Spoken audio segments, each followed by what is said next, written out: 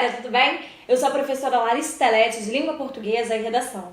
Na aula de hoje nós vamos discutir os novos modelos de família adquiridos e formados no Brasil contemporâneo. É importante, antes de tudo, vocês pensarem numa guinada histórica que nós tivemos em termos de concepções anteriores, mais tradicionais, para as vistas e ressaltadas na atualidade. Primeiro, nós sabemos que o Brasil é demarcado por uma sociedade intrinsecamente machista e que, por isso, criou-se um molde muito tradicional de que família era toda a composição entre homens e mulheres, gerando filhos, certo? E que aos homens era incumbida toda a prática de sustento financeiro de sua família e as mulheres deveriam estar sempre cuidando do lar, por isso não trabalhavam fora, mas se dedicavam às atividades domésticas e aos seus filhos.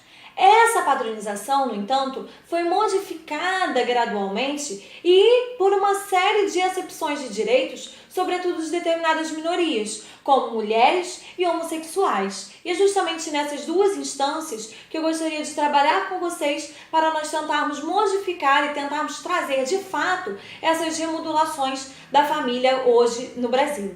Antes de tudo, eu queria trazer uma conceituação de um filósofo chamado Hegel, que vai tentar dissertar um pouco sobre o que seria a família. De modo geral, como eu falei para vocês, a concepção dessa palavra anteriormente era vista muito por um tradicionalismo: homens, mulheres e filhos. No entanto, Hegel vai trazer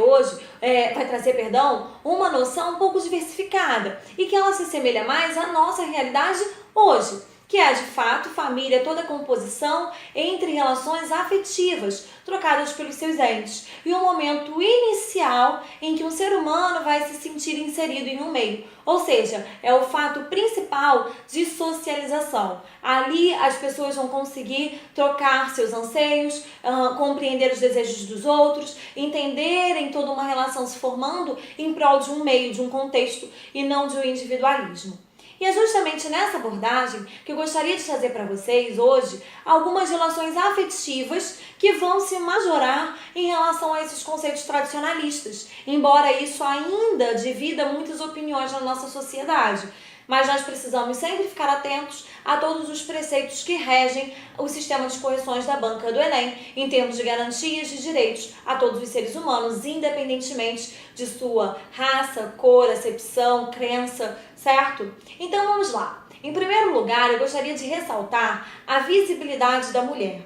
Tendo em vista, por exemplo, que a arte é uma grande refletora das relações estabelecidas na nossa sociedade, eu vou começar com uma comparação entre duas composições. Uma do Mário Lago, no meado até o final ali do século XX, muito estabelecida, e outra de uma cantora contemporânea, que é a Pitty.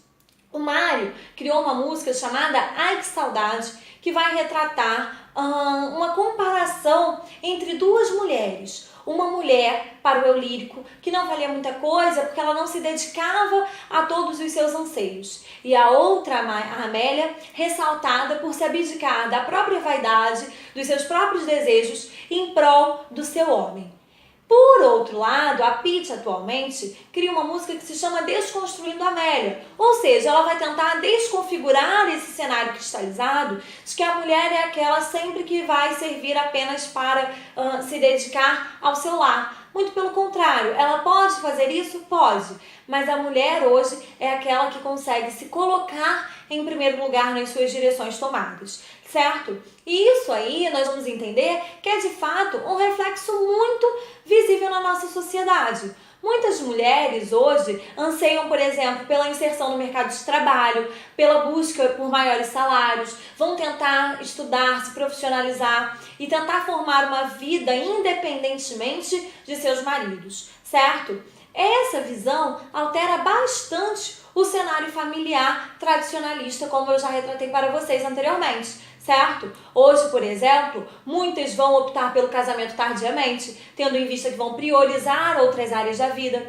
Outros vão ainda optar, por exemplo, por não ter filhos ou também fazerem isso de uma forma mais tardia. Nós vamos ver que muitas mulheres hoje, por não terem uma dedicação ao lar de fato como algo restrito, mas muito no equilíbrio entre o lar e suas atividades de trabalho externo, vão ter uma flexibilização das atividades domiciliares. Assim, muitos maridos hoje, muitos cônjuges, parceiros, vão auxiliar nas atividades domésticas, certo? E acaba que hoje não existe mais alguém ali restrito cuidando, por exemplo, só dos filhos. Assim, muitos vão hoje, por exemplo, ser inseridos em creches, ser cuidados pelos avós, por babás. Aí também há uma tentativa de ramificar esse seio familiar, tendo em vista que as pessoas vão precisar desse auxílio externo, certo?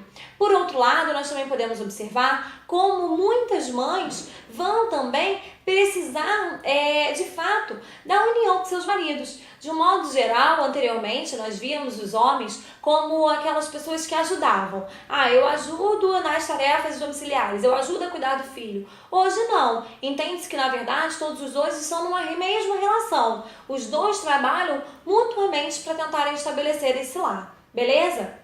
Uma outra abordagem que nós poderíamos tentar trazer é a tentativa de despadronizar, de tentar flexibilizar essas definições enraizadas à figura feminina. E aí eu trago para vocês uma abordagem da filósofa francesa Simone de Beauvoir. Ela diz que não se nasce mulher, torna-se. Mas o que se diz com essa abordagem? Todas as mulheres, quando nascem, são sucumbidas já de uma série de definições que a sociedade tenta trazer em termos de como elas devem se comportar, o que elas devem usar, como devem falar, certo? Como devem se vestir, tendo em vista que as mulheres são estigmatizadas a um determinado modelo social. E que para se tornar mulher de verdade, com os seus próprios anseios, suas próprias definições, elas vão precisar tentar desestabilizar todo esse cenário social.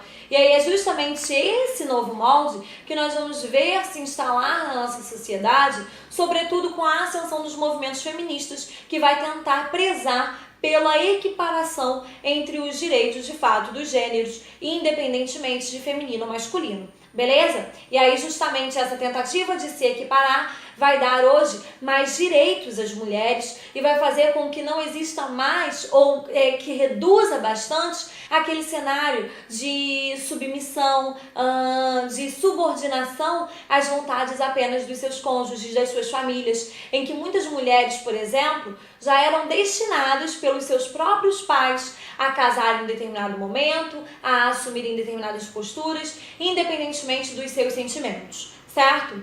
Queridos, por um outro lado, nós podemos tratar agora de uma outra minoria que também tem ascendido socialmente e buscado por diversos direitos. Para isso, eu vou trazer como cenário para vocês um filme de autoria de Carlos Oliveira, se chama Rosa Morena, e ele vai contar a história de um dinamarquês que tenta passar por um processo adotivo, mas por ser homossexual não consegue, e aí ele vem ao Brasil para tentar efetivar esse desejo.